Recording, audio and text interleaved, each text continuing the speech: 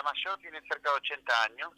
El más joven, cabe agregar que el más joven de los secuestrados es un chico con nacionalidad argentina. Sí, horroroso. Sí, tiene 9 meses.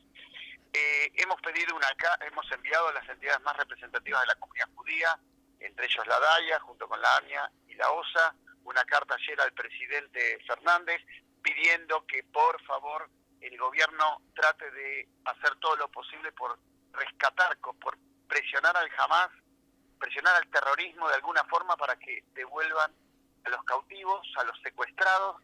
No sabemos tampoco, porque no permiten ni siquiera que la Cruz Roja pueda verificar si hay vivos. Había gente que secuestraron heridos, así que no sabemos ni siquiera si hay tratamiento médico, si están vivos.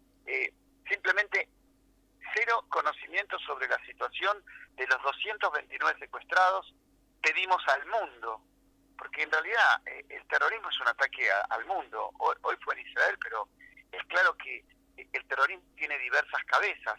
ISIS es una cabeza del monstruo del terrorismo, como Hamas lo es, como Hezbollah lo es, como lo es Al-Qaeda, como es Boko Haram en la zona de Nigeria. Son todas cabezas de un mismo terrorismo sangriento, sediento de sangre, y las consecuencias, vimos lo que hizo Hamas ahora, vimos hace un tiempo lo que hacía ISIS. Es decir, que el ataque del terrorismo, más allá del punto de ataque, es un ataque a todos, es un ataque a la humanidad, es un ataque a la civilización, y ante eso juntos todos debemos pararnos y reaccionar. Y en esto cabe agregar, Mauro, que cuando hablamos de terrorismo, no olvidemos que aquí en Argentina, Hezbollah, que es sostenido por Irán, porque Hezbollah y Hamas ambos son sostenidos y proveídos por armas y dinero por el Estado iraní. Vuelvo a lo que quería mencionar. Hezbollah atentó acá en Argentina. El atentado en la Embajada de Israel en 1992 y el atentado en el edificio de Amia Daya en 1994 fueron perpetrados por Hezbollah. Es decir, que nosotros también ya hemos sido golpeados por el terrorismo. Entienden que la respuesta que da el Estado soberano israelí, como mencionabas, también se ve un poco preocupada por lo que pueda hacer en su frontera norte, en los altos del Golán, allí entre Siria y el sur del Líbano, un sur del Líbano donde justamente es la fortaleza territorial donde opera Hezbollah y su brazo chiita, que en realidad es el Estado iraní. Lo que pasa que Hezbollah le permite a Irán, que es un país persa, hablarle a los chiitas de árabes, que es otra cultura. Pero bueno, me imagino que esto también tiene un punto de presión para Israel en cuanto a lo que tiene que ver con un ataque, un ingreso a la Franja de Gaza, que aparte en un lugar tan densamente poblado también puede causar unas víctimas en las filas propias de gran cantidad. La situación es muy compleja, como bien decís. Un ataque terrestre a Gaza es una operación muy compleja. Por otro lado, está bien lo que estás mencionando, es Israel en este momento tiene un frente abierto en Gaza, pero tiene dos potenciales frentes constantes, inclusive previo a lo de Gaza, porque las escaramuzas, el envío de cohetes, menos frecuente que como lo hace el Hamas, de Hezbollah también ocurre, o intentos de penetración terrorista desde Hezbollah o tiroteos, pero tenés la potencialidad del frente en el sur del Líbano, el norte de Israel, que es donde es un territorio dentro del Líbano que gobierna y controla el Hezbollah, que está más armado que el mismo ejército del Líbano, armado por Irán, y también hoy tenés presencia de milicias iraníes acercándose a la frontera norte hacia el este, noreste, con Siria, que son los Altos de Golán. Claro. Porque hay presencia de fuerzas armadas sirias e iraníes en Siria, porque en realidad el corredor que armó Irán, chiita, es Irán, Irak, Siria, Líbano.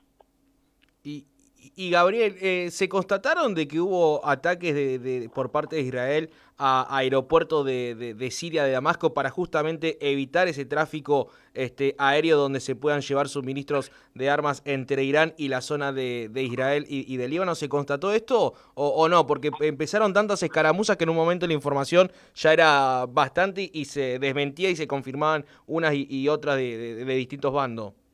La fuente que yo tengo informa que el aeropuerto de Alepo y Damasco fueron bombardeados justamente para neutralizar y evitar que sean utilizados para provisión de material bélico, para Hezbollah o para las milicias en Irán. Ahora, muchas veces hay operaciones que no tienen confirmación pública.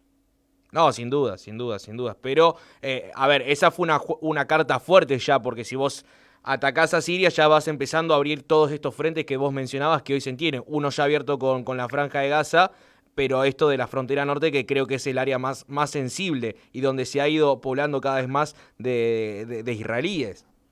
Los ataques esos en general son lo que se llaman ataques preventivos para evitar, no buscas dañar, digamos, ejércitos, sino buscas dañar infraestructura para que no puedan proveerse y afianzarse grupos armados iraníes en Siria. No sería la primera vez que eso ocurre, aparte esa es la puerta de entrada del armamento de Hezbollah. Israel trata de evitar que llegue armamento sofisticado, a pesar que seguramente ha llegado a Hezbollah, porque amenaza fuertemente toda la zona norte de Israel. Vos recuerdo que mencionaste en tu discurso cuando fue un acto muy conmovedor que se realizó en Plaza Rivadavia, el tema de el acta fundacional de Hamás que niega la creación del Estado de Israel, de hecho elimina a todo infiel, y dentro de infiel entra también mi religión, que yo soy cristiano, que soy católico, entonces esto... hay fundamentalismo en todas las religiones, pero bueno, en este caso hablo de Hamás. Pero también debo decir que soy muy crítico para con Israel, con lo que sucede en Cisjordania.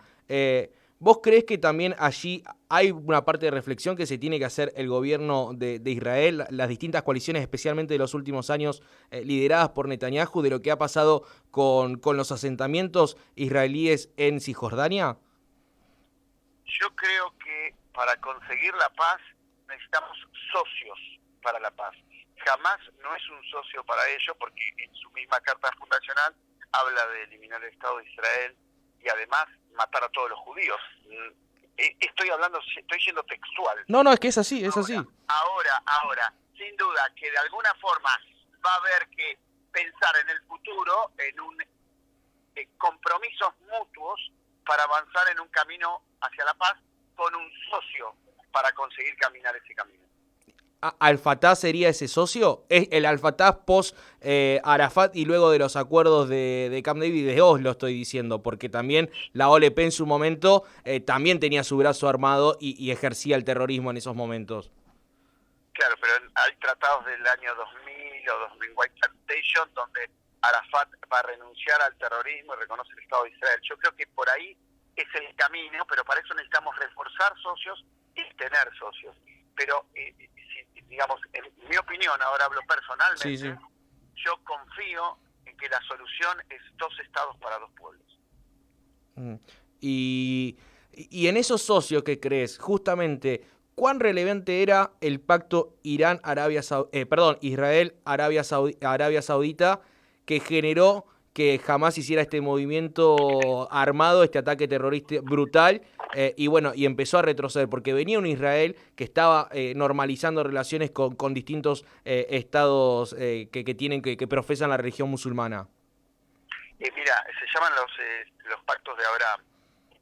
Sin duda, más allá de que la planificación de la operación terrorista de Hamás puede haber llevado tiempo, meses, la decisión del timing de cuándo ejecutarla, que se toma en Irán, está vinculada a este tratado de paz que estaba casi por firmarse con Arabia Saudita, porque Arabia Saudita es la potencia sunita más importante de la región.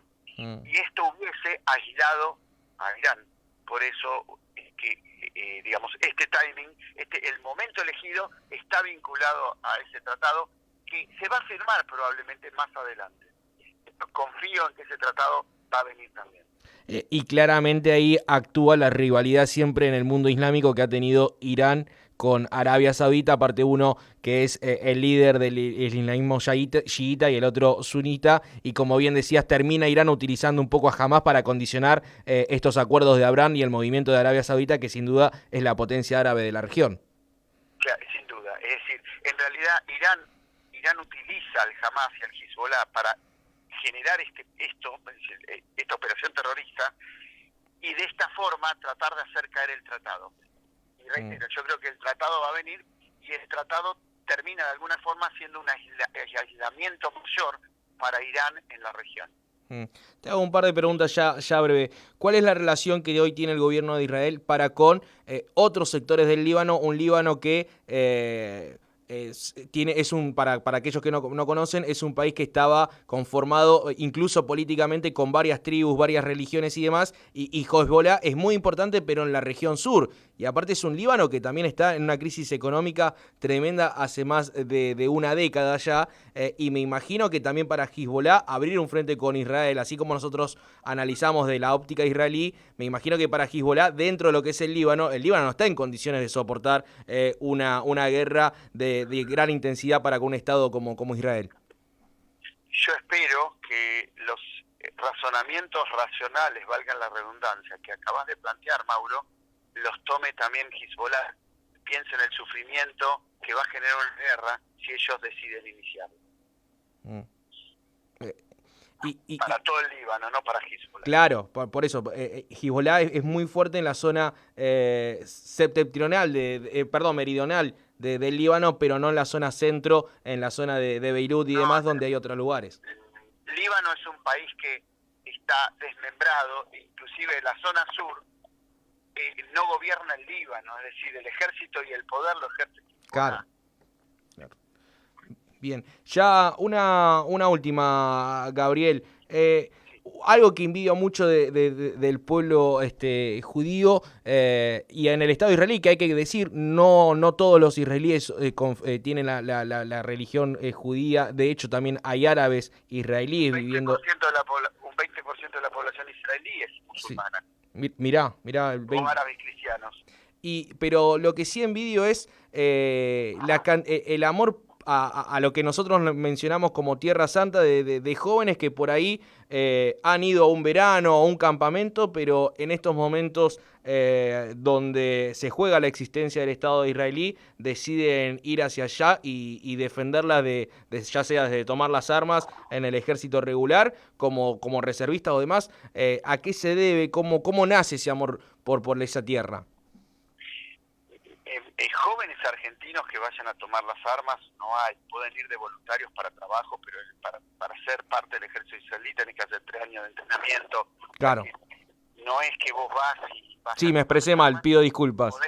No, todo bien, podés sí a trabajar voluntariamente, y yo creo que el pueblo judío ve la centralidad de Israel, y todos vemos esa centralidad y todos vamos a defenderla, y todos nos sentimos atacados cuando el Estado de Israel es atacado, porque en realidad detrás de este antisionismo y de estos discursos antiisraelíes, lo que hay es una mutación del antisemitismo que se disfraza de antisionismo, porque una cosa es criticar un gobierno, vos podés criticar el gobierno de Inglaterra, el gobierno de Estados Unidos, y otra cosa es negar, deslegitimar y negar la existencia de un Estado. Y eso ya no es una postura política frente a un gobierno, sino eso es antisemitismo mutado a antisionismo. Tal cual. Coincido completamente con lo mencionás, y por eso yo te aclaraba que tengo mis reservas para lo que ha sido las últimas gestiones de Netanyahu, y es puntualmente en lo que refiere, aparte de que también hay un problema interno muy grande. ¿Nos podrás comentar un poco por fuera de este conflicto geopolítico, que también obviamente se mete, porque entiendo yo que jamás ve una debilidad allí por la interna política que estaba sucediendo con Netanyahu, una reforma judicial que el pueblo israelí rechaza? ¿Cuál es la situación? ¿Cómo ha quedado todo eso después de semejante ataque terrorista sufrido, que fue el más grave en la historia desde el Estado de Israel?